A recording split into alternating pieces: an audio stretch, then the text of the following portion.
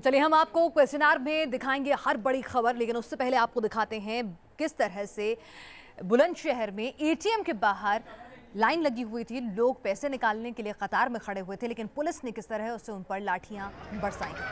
आप देख सकते हैं बैंक के बाहर कैश के लिए जमा भीड़ पर पुलिस ने कैसे लाठियां भांजी। कई लोग घायल भी हो गए। एटीएम के बाहर भीड़ ज्यादा जमा हो गई थी, लोग बेकाबू हो रहे थे, जिसके बाद पुलिस ने लाठियां बरसानी शुरू कर दी। सवाल यह है कि आम आदमी अपने ही पैसे निकालने के लिए गया था, अपनी गाड़ी कमाई निकालने के लिए गया था। अगर आपके पास कोई व्यवस्था नहीं थी तो यह आपकी कमी है। आप उस शख्स पर अपनी ही कमाई के लिए पहले तो असुविधा, ऊपर से आप इस तरह से लाठियां भांज रहे हैं। आपको बता दें, इससे पहले भी कई बार इस तरह की तस्वीरें जो हैं सामने आई हैं, जब बैंक की कतार में लगे हुए लोगों पर लाठियां भांजी गई हैं। कई केसेस में जब मामले को मीडिया ने उठाया है तो उसके बाद संज्ञान में लेते हुए अधिकारियों को सस्पेंड भी किया गया है, लेकिन लगता नहीं कोई इस संबंध में मानवीय व्यवहार करने को तैयार है। गाजियाबाद के साहिबाबाद में राजेंद्र नगर इलाके में किसी कार सवार ने 100 के नोट की बोरी फेंक दी और इसके बाद इलाके में हड़कंप मच गया। मौके पर लोगों में नोट लूटने की होड़ से मच गई। इस अफरा तफरी में बड़ी मात्रा में नोट पानी में भी बह गए। नोट के फेंके जाने की सूचना पुलिस को जैसे ही लगी, मौके पर पहुंची, लेकिन तब तक लोग नोट लेकर जा चुके थे। हालांकि पुलिस ने मौके से बड़ी मात्रा में फटे नोट अपने कब्जे में कर लिए हैं। खबर है कि मौके पर मौजूद एक बच्चे ने कार सवार को बोरी फेंकते हुए देखा है। फिलहाल पुलिस ने मामले की जाँच शुरू कर दी है। आखिर इतनी बड़ी तादाद में 100 के नोट कहाँ से आए।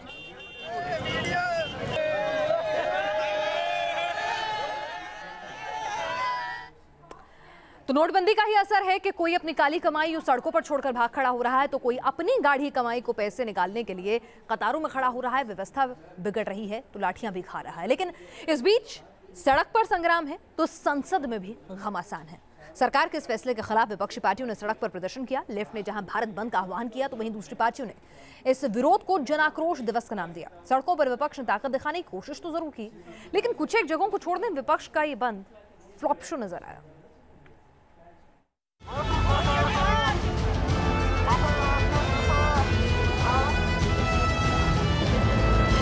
नोटबंदी के खिलाफ सड़कों पर उतरा विपक्ष। कहीं भारत बंद कराने की कोशिश तो कहीं निकली जन आक्रोश रैली। नोटबंदी के खिलाफ पहली बार विपक्ष ने बड़े बंद का ऐलान तो किया, लेकिन संसद की एकजुटता सड़क तक आकर बिखर गई।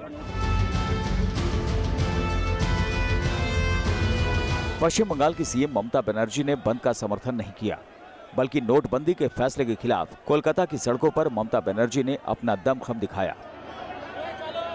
ममता के विरोध मार्च में हजारों लोग शामिल हुए।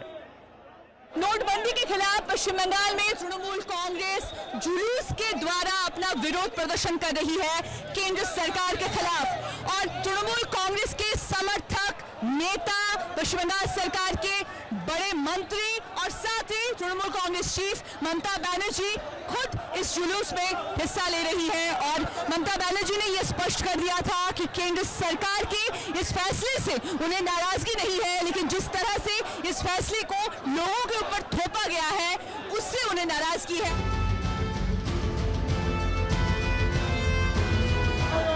कोलकाता में टीएमसी कार्यकर्ताओं ने दम दिखाया तो सहरसा में लेफ्ट पार्टी के लोग जबरन दुकानें बंद कराते नजर आए। कई दुकानदारों ने इस बंद में शामिल होने से साफ इनकार कर दिया।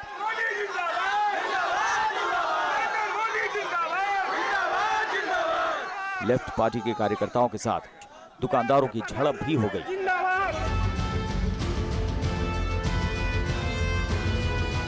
बिहार के दरभंगा में सीपीआई एमएल के कार्यकर्ताओं ने ट्रेनों को रोककर हंगामा किया, लेकिन जल्द ही ट्रैक खाली करा लिया गया।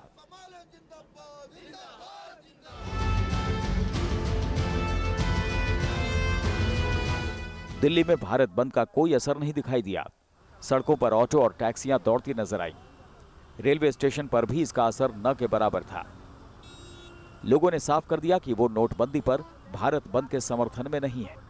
नहीं, हम बंद के समर्थन में नहीं है जी। समर्थन में नहीं है ना। आप लोग बताइए क्या समर्थन दे रहे हैं? मोदी के समर्थन में, हम उनके समर्थन में है नहीं। बढ़िया काम हुआ है नोटबंदी से। नोटबंदी से अच्छा काम हुआ है, मतलब भारत बंद के समर्थन में नहीं है? नहीं, भारत बंद के समर्थन में हमारे पास काला धन तो है नहीं जो हम समर्थन में होंगे। यानी कि टेम्पो चल रहा है, टैक्सी चल रही है, और जो नई दिल्ली रेलवे स्टेशन से मुसाफिर आ रहे हैं उनको बाकायदा सर्विसेज मिल रही हैं। दिल्ली के अलावा देश के दूसरे मेट्रो सिटी मुंबई में भी नोटबंदी के खिलाफ बंद का कोई असर नहीं दिखा। मुंबई बंद का ऐलान किया गया था, लेकिन इस वक्त मैं खड़ी हूँ अंधेरी स्टेशन के बाहर, जहां आप मेरे पीछे देख सकते हैं जो बंद का ऐलान किया गया था उसका मतलब पूरा विरोध चल रहा है।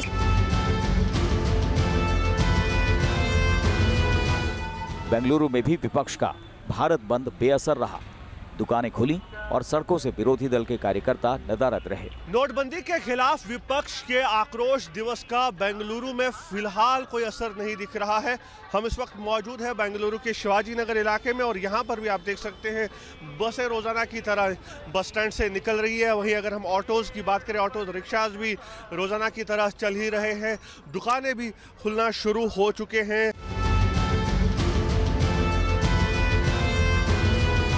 गुवाहाटी में भी भारत बंद की कॉल बेअसर साबित हुई। बंद को लोगों ने समर्थन नहीं दिया। अपोजिशन पार्टियों ने जो भारत बंद का ऐलान किया था उसका कोई भी असर गुवाहाटी में दिखने को नहीं मिल रहा है। सभी दुकानें धीरे धीरे खोलने लगे हैं। हालांकि ठंड का मौसम होने के कारण दुकानें थोड़ी देर से ज़रूर खुल रही है, लेकिन बंद के लिए दुकानें बंद नहीं है। नोटबंदी के खिलाफ इस बंद के सियासी दलों के लिए कुछ खास मायने हैं, लेकिन जनता फिलहाल वेट एंड वॉच की रणनीति पर ही काम करती दिख रही है। वो काले धन के खिलाफ मुहिम में मोदी के साथ है। वो सब्र के साथ नतीजों का इंतजार करने में ही बेहतरी समझ रही है। Team news nation. तो आज जहां पूरा विपक्ष नोटबंदी के विरोध में सड़कों पर उतरा, लेफ्ट पार्टी ने भारत बंद का आह्वान किया। कांग्रेस और तृणमूल ने जन आक्रोश रैली निकाली। भारतीय जनता पार्टी ने जन आक्रोश दिवस के विरोध में जन आभार दिवस का आयोजन किया था। बंद का विरोध करने वाले लोगों को फूल और मिठाइयां देकर उनका आभार जताया गया।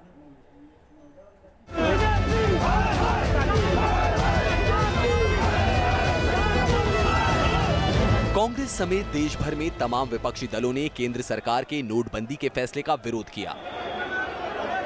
सियासी लोग सड़कों पर मोदी सरकार के खिलाफ नारेबाजी करते नजर आए। तो विपक्ष के इस बार का बीजेपी ने भी बड़े ही अनोखे तरीके से जवाब दिया। बीजेपी कार्यकर्ता भी सड़कों पर उतरे, लेकिन प्रदर्शन करने नहीं, लोगों का आभार व्यक्त करने के लिए। बीजेपी ने अपनी सरकार के फैसले के समर्थन में जन आभार दिवस मनाया। नागपुर में जिन लोगों ने अपनी दुकानें खोली, कार्यकर्ताओं ने उन लोगों को गुलाब का फूल दिया और मिठाई खिलाई। आज हम भारतीय जनता पार्टी की ओर से सारे जनता को धन्यवाद देने के लिए आए थे। हमने फूल और मिठाइयाँ देकर उनका स्वागत किया है कि आप देश के साथ में हो, मोदी जी के साथ में हो। दिल्ली में भी बीजेपी कार्यकर्ता जगह जगह बैनर पोस्टर लेकर सड़कों पर उतरे।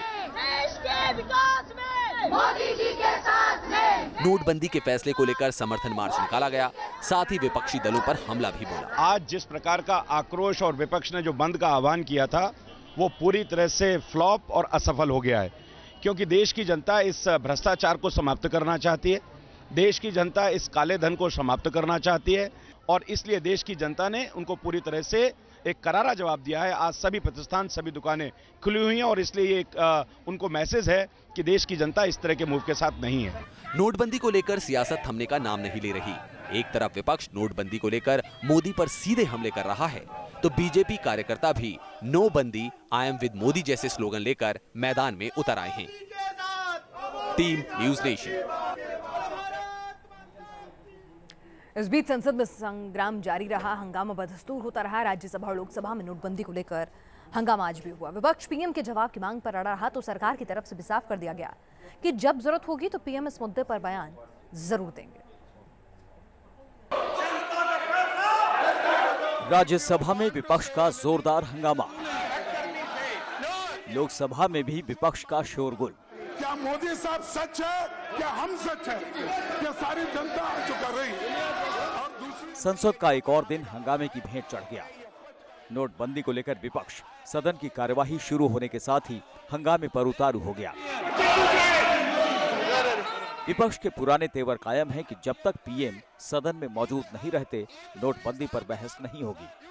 प्रधानमंत्री जी जवाब देने से क्यों कतरा रहे हैं?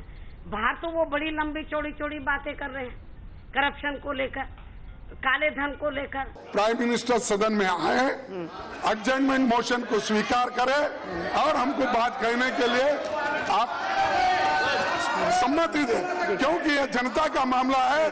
150 हमारी मांग पहले दिन से है कि चर्चा दोनों सदनों में होनी चाहिए, लेकिन जिस नेता ने, जिस लीडर ने अनाउंसमेंट की है वो मौजूद होना चाहिए। संसद में विपक्ष पूरी तरह एकजुट है, तो वहीं गृह मंत्री ने विपक्ष से संसद की कार्यवाही चलने देने की अपील की। उन्होंने कहा कि पीएम मोदी नोटबंदी पर संसद में बयान जरूर देंगे। प्रधानमंत्री के जहां तक आने का प्रश्न है, मैं ये स्पष्ट कर देना चाहता हूं, यदि प्रतिपक्ष चाहता है कि प्रधानमंत्री भी आए तो प्रधानमंत्री जी आएंगे, और जहां आवश्यक हुआ पूरे बहस में प्रधानमंत्री जी भी इंटरवेंशन करेंगे। यह मैं प्रतिपक्ष को यकीन दिलाना चाहता हूं। संसद के बाहर भी विपक्ष ने सरकार को अपनी ताकत का एहसास कराया। संसद परिसर में नोटबंदी को लेकर प्रदर्शन की अगुवाई राहुल गांधी ने की। अगर पार्लियामेंट नहीं चल रहा आज, तो उसके मुख्य कारण और एक ही कारण है कि प्रधानमंत्री पार्लियामेंट में आके अपनी जवाबदेही देना नहीं चाहते। ये है कारण पार्लियामेंट नहीं चल रहा। मैं बहुत पीड़ा से कहना चाहता हूं, सदन में चर्चा नहीं करना चाहते और सदन को चलने में भी उनकी रुचि दिखाई नहीं पड़ती है, जबकि उनके आक्रोश और बंदी का देश पर कोई असर नहीं है। संसद के 9 दिन इसी तरह हंगामे की भेंट चढ़ चुके हैं। सरकार और विपक्ष अपनी अपनी जिद पर अड़े हैं। संसद की सियासी बिसात में चाल तो हर कोई सधे हुए अंदाज में ही चल रहा है, लेकिन जनता जनार्दन सवालों भरी निगाहों के साथ टकटकी लगाए देख रही है, मानो पूछ रही है कि हंगामे की ये रवायत आखिर कब बदलेगी। नोटबंदी पर विपक्ष ने संसद से लेकर सड़क तक अपना आक्रोश जाहिर किया, लेकिन इसका कोई असर सरकार पर पड़ता हुआ दिखाई नहीं दे रहा है। ऐसे में अब देखना है कि विपक्ष सरकार के फैसले के खिलाफ अब क्या अगली रणनीति अख्तियार करता है। वीडियो जर्नलिस्ट सुभाष चंद्र के साथ मधुरेंद्र कुमार, न्यूज नेशन, दिल्ली। कालेधन वालों पर शिकंजा कसने की एक और तैयारी शुरू हो चुकी है। सरकार ने आज आयकर संशोधन बिल पेश किया है, तो क्या कुछ होगा इस बिल में खास जिससे कसेगा कालेधन वालों पर शिकंजा? देखिए सर। काले धन की धर पकड़ के लिए नोटबंदी के सख्त फैसले के बाद केंद्र सरकार अब अघोषित आय वालों पर शिकंजा कसने जा रही है, और इसी कड़ी में वित्त मंत्री अरुण जेटली ने भारी हंगामे के बीच लोकसभा में इनकम टैक्स संशोधन बिल पेश किया, जिसमें सरकार ने अघोषित आय पर टैक्स, सरचार्ज और पेनल्टी लगाने का कड़ा प्रस्ताव दिया है। संशोधन बिल के तहत अघोषित आय पर 30% टैक्स का प्रस्ताव है, जबकि इस पर 10% पेनल्टी वसूली जाएगी। टैक्स का 33% सरचार्ज के तौर पर अलग से वसूला जाएगा, जो कुल रकम के 10% के करीब होगा। इस सरचार्ज को प्रधानमंत्री गरीब कल्याण योजना सेस का नाम दिया गया है, यानी कुल मिलाकर अघोषित आय का कुल 50% हिस्सा सरकारी खजाने में चला जाएगा। यही नहीं, अगर संबंधित व्यक्ति खुद इस रकम की घोषणा नहीं करता है और आयकर विभाग पकड़ता है, तो इस राशि पर 75% टैक्स और 10% पेनल्टी लगेगी। यानी खुद घोषणा न करने वालों को पकड़े जाने पर अघोषित आय पर कुल 85% टैक्स देना होगा। वो आपकी चॉइस आज की डेट में लोगों को दो दे दी गई है कि या तो आप सीधा 50% वाली स्कीम में आ जाइए, नहीं तो ये फिर ये 85% वाली स्कीम में आपको जाना पड़ेगा। तो ये एक सरकार के ऑप्शन है, दो तीन ऑप्शन सरकार ने खोल दिए। और इसके साथ में सरकार ने एक और अमेंडमेंट की कि जो सर्च के दौरान पैसे मिलते थे उसके ऊपर जो टैक्स लगता था 30 + 10 40 लगता था, उसको सरकार ने बढ़ा के 30 + 30 60 कर दिया। 8 नवंबर की रात को हुए नोटबंदी के ऐलान के बाद से हुए लेन देन पर ये कानून लागू होगा। इस संशोधन को ब्लैक मनी रखने वालों के लिए एक और मौके की तरह देखा जा रहा है। डिस्क्लोजर स्कीम के जैसा ही है, उसका एक्सटेंशन है समझिए, जिसमें बैंकों में जो पैसा आएगा उसमें से गवर्नमेंट के पास टैक्स आएगा, गवर्नमेंट के पास पेनल्टी आएगी, गरीबों के लिए 13% भी आएगा, और इनके पास जो पैसा रहेगा वो ब्लैक मनी में परावर्तित नहीं होगा, क्योंकि 4 बरस तक वो निकाल नहीं सकते। टैक्सेशन लाने का मतलब ये जिस तरह से ला रहे हैं, कल को आप आपकी तनख्वाहें जो हैं वो आप दे नहीं पा रहे हैं, उनको कह रहे हैं आप बैंकों में जमा कीजिए। कल को आप बताइए कि आपका पैसा तो बैंक में रखा होगा लेकिन आपका इस्तेमाल का लायक नहीं। बिल के मुताबिक अघोषित आय जमा कराने वाले लोगों का नाम उजागर नहीं किया जाएगा। इसके अलावा 30 दिसंबर तक गरीब कल्याण योजना को बंद करने की भी योजना है। नई डिस्क्लोजर स्कीम के अलावा मौजूदा आयकर कानून के सभी नियम लागू होंगे। इस बिल की सबसे खास बात यह है कि 2.5 लाख रुपए से ज्यादा की अघोषित आय के 25% हिस्से को सरकार के गरीब कल्याण योजना के फंड में जमा किया जाएगा। इस रकम को शिक्षा, स्वास्थ्य और इंफ्रास्ट्रक्चर पर खर्च किया जाएगा। इनकम डिस्क्लोजर स्कीम के बाद सरकार ने एक बार फिर से मौका दिया है उन लोगों को जिनके पास अभी भी ऐसी आय या ऐसा पैसा है जिसको अभी तक घोषित नहीं किया गया है। सरकार जानती है कि अभी भी काला धन भारत में बहुत पनप रहा है जिसको निकालने की जरूरत है और ये एक तरीका बेहतर माना जा सकता है। वीडियो जर्नलिस्ट दीपक बिष्ट के साथ सैयद आमिर हुसैन, न्यूज नेशन, दिल्ली। नोटबंदी के विरोध में ट्विटर पर काफी सक्रिय दिल्ली के मुख्यमंत्री अरविंद केजरीवाल का एक दांव उल्टा पड़ता नजर आया। केंद्रीय मंत्री महेश शर्मा को लेकर केजरीवाल ने ट्वीट किया, भाजपा सांसद महेश शर्मा की बेटी की शादी है, क्या चेक से सारे पेमेंट कर रहे हैं, क्या 2.5 लाख रुपए में शादी कर रहे हैं, उनके नोट भाई कैसे बदले गए। केजरीवाल ने ये ट्वीट किया केंद्रीय मंत्री महेश शर्मा पर निशाना साधते हुए, लेकिन केजरीवाल के ट्वीट पर जब उनकी नजर गई तो उन्होंने सिर्फ केजरीवाल के सवालों का जवाब दिया बल्कि उन्हें जानकारी दुरुस्त रखने की नसीहत भी दे डाली। महेश शर्मा ने ट्वीट के जवाब में लिखा, अपनी जानकारी सही करिए, मेरी बेटी की शादी है, जी हाँ, सभी पेमेंट बैंक के माध्यम से की जा रही है। केजरीवाल जी को मुझे लगता है शौक है कुछ बोलने का और टीवी पे आने का, और वो उनका शौक जग जाहिर हो चुका है। मैं उनका मुख्यमंत्री के नाते, पद के नाते सम्मान करता हूं, लेकिन गलत सूचनाएं देना और गलत सूचनाओं के आधार पर रिएक्ट करना उचित नहीं। उन्होंने लिखा मेरी बेटी की शादी, मैं बता दूं मेरे बेटे की शादी है। दूसरा, उन्होंने लिखा है कि क्या 2.5 लाख रुपए के अंदर बेटे की शादी के लिए पूरी कर लेंगे वो। उन्हें शायद ज्ञान प्राप्त करें वो कि 2.5 लाख रुपए सीमा शादी की किसी ने तय नहीं करी है। 2.5 लाख रुपए एक बार में निकालने की, धन निकालने की सीमा तय करी है। हमारा 100% खर्च शादी का चेक के माध्यम से होगा। फिलहाल के लिए इस बुलेटिन में इतना ही। देश और दुनिया की तमाम अहम खबरों के लिए आप बने रहिएगा न्यूज नेशन के साथ।